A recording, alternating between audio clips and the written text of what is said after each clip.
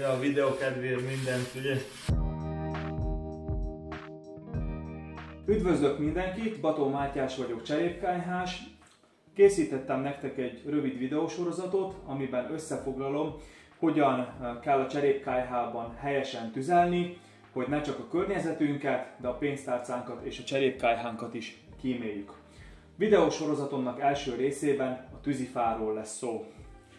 A tűzifa, ami alatt tűzifát értünk, az nem más, mint egy ilyen konyhakészre hasogatott, száraz, kemény fa. A hangsúly ugye a szárazon van. Száraz tűzifának azt nevezünk, aminek a nedvesség tartalma 15 és 17% között van. A nedvesség tartalmat nagyon könnyen meg lehet határozni egy úgynevezett nedvességtartalom mérővel. Ezt ilyen 4-5 ezer forintért meg lehet vásárolni. Az elhasított fába, mondjuk frissen ezt elhasítjuk félbe, és a két kis tüskét, ami kiáll a nedvességtartalom mérőből, belenyomjuk az elhasított fának az oldalába, és hogyha ilyen 15-17 közötti százalék közötti értéket kapunk, akkor az száraz tűzifának minősül.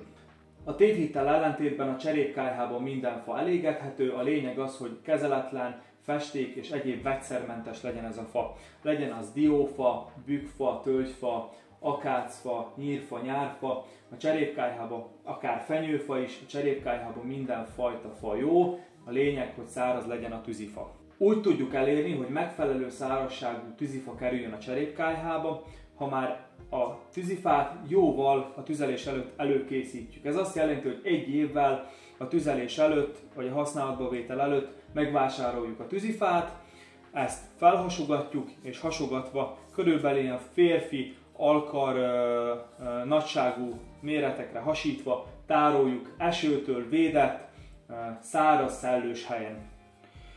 Én azt szoktam javasolni, vagy nálam az vált be a legjobban, hogy a tüzelés előtt mindig egy napra előre bekészítem a tűzifát, ide a cserépkályha mellé, meggyulladni nem fog, mert ugye a csempének a hőmérséklete 80-90 fok között van, hagyok egy 10-15 centis légrést, és ide bepakolom a következő adag tűzifát, és még így is nagyon-nagyon sokat tud szárazni, plusz felmelegedik a fa, és ha berakom a cserépkályhába, majd tapasztaljátok ti is, ha kipróbáljátok, sokkal hamarabb lángra kap. A cserépkályhában nem csak nem javasolt, de nem is szabad semmilyen hulladékot elégetni, műanyagot, gumicsizmát, akár pelenkát, bármilyen éghető anyagot, ami nem tűzifa. Ezt a törvény is szankcionálja, a hulladékégetés bűncselekmény.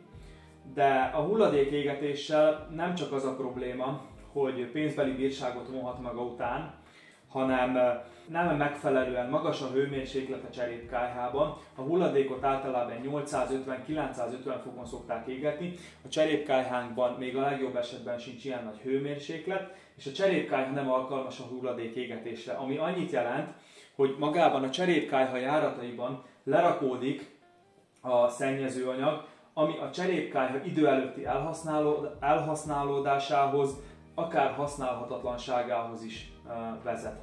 Ezen felül a károsanyag kibocsátása a hulladék égetésnek nagyon magas, és ezáltal nem csak a közvetlen környezetünket, hanem saját magunkat és a családtagjainkat is mérgezzük a levegőbe kerülő károsanyagok és szállópor miatt.